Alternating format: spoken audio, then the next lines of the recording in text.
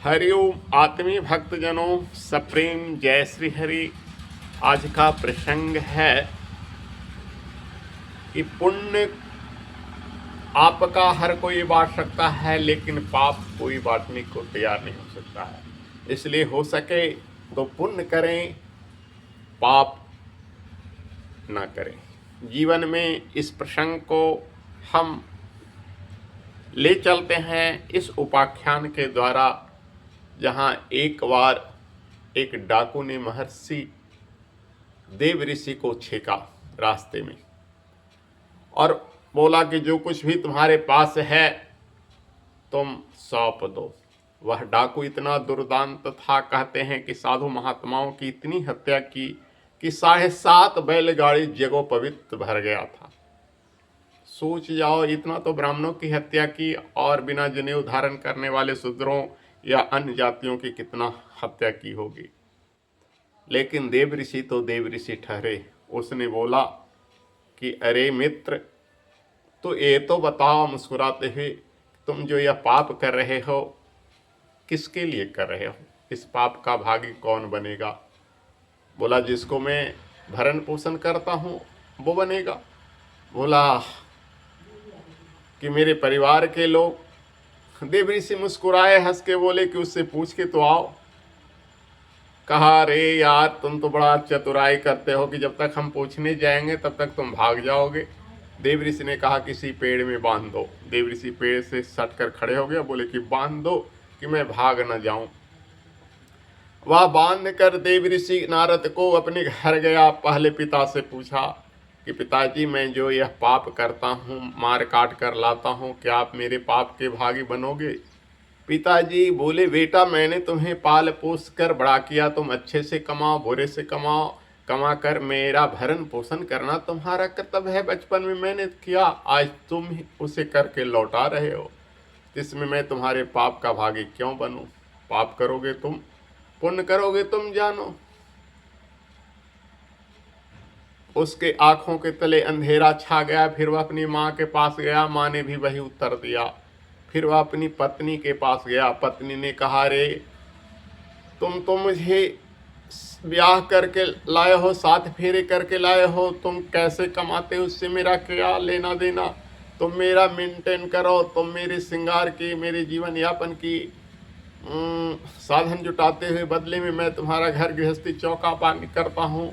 यह तो एक व्यापार है, एक जीवन यापन है। तुम मेरा करते हो, मैं तेरा करता हूँ, तुम्हारे पाप का भागी क्यों बनूंगा? धिक्कार है इस जीवन को। डाकू ने मन ही मन अपने आप को कोसा। फिर वह अपने छोटा सा बच्चा के पास गया, बोला, बेटा मैं तुम्हारा पालन पोषण करता हूँ, क्या तुम मेरे पाप को हल्का करोगे? बोला, पिताजी आपने मुझे जन्म दिया है तो पालन करना आपका कर्तव्य है, धर्म है। आप कैसे कमाते हो इससे मेरा क्या लेना देना? आज आप कर रहे हो, कल आप बूढ़ा हो जाओगे तो मैं करूँगा। ये तो संसार में बदले की बात है, इसमें तो कोई पाप पुण्य की बात नहीं है। आप आज करते हो, कल मेरी बारी आएगी तो कल मैं करूँगा। इस चारों व्यक्ति के प्रश्न सुनकर उस डाकू के कलेजे कांपने लगे। बोला, मैंने जीवन में करोड़ों हत्या की, मेरे जीवन को अधिकार है। वह जाकर देवर्षि को खोला और उनके चरणों पर गिर गया। देव ऋषि, मुझे जीने का रास्ता दिखाओ, मैंने बहुत अनर्थ किया है, बहुत पाप किया है।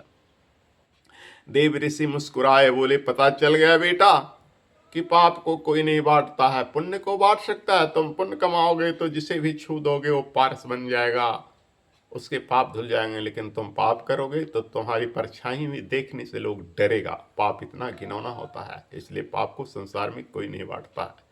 तुम एकादशी इतवार करो, अपनी शक्ति से दूसरे को मुक्ति दे सकते हो, जैसे राजा भगीरथ ने दिया ऐसे ही। लेकिन पाप करोगे तो उससे किसी का भला नहीं होगा, पुण्य करोगे तो करोड़ों को भला पहुंचा सकते हो।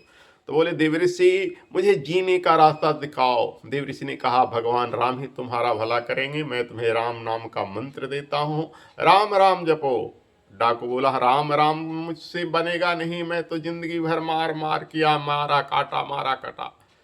तो देव ऋषि कहे कि ठीक है, बहुत बार बोले राम बोलो, बोले मरा, बोले राम बोलो मरा। अंत में देवर्षि हार गए, फिर भी जीवन में हारने का नाम नहीं। वो थे देवताओं के ऋषि थे। देव ऋषि बोले ठीक है जाओ मरा मरा जपो। मरा मरा मरा मरा जपते जपते उसको सहस्त्रों वर्ष बीत गए, करोड़ों वर्ष बीत गए, उसके शरीर में दीमक लग गए।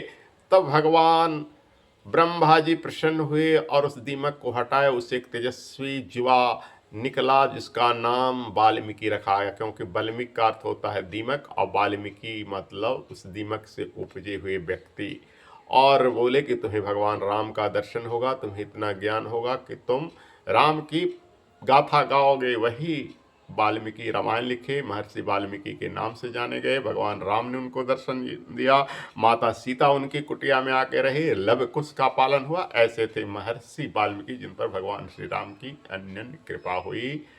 तो पुण्य जब उदय होता है तो पाप ध्वस्त हो जाता है, पाप ध्वस्त हो जाता है, लेकिन पाप का बंटवारा कोई नहीं कर सकता है। पुण्य से सारे संसार में प्रकाश फैलता है।